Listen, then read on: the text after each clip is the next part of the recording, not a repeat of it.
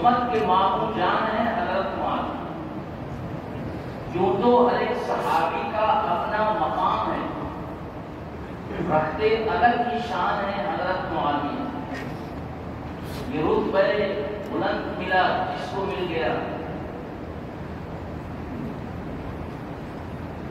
हाँ, कातिल कुरान है हजरत मुआविया। बहरी जिहाद जिनकी क़ियादत में चल पड़ा, कायदे जवान है हजरत मुआविया। हजरत हसन की सुलह ने साबित ये कर दिया, उम्मत के निगहबान है हजरत मुआविया। फारूक जिनकी साथ पर करते थे एतमाद, अजमत का वो निशान है हजरत मुआविया।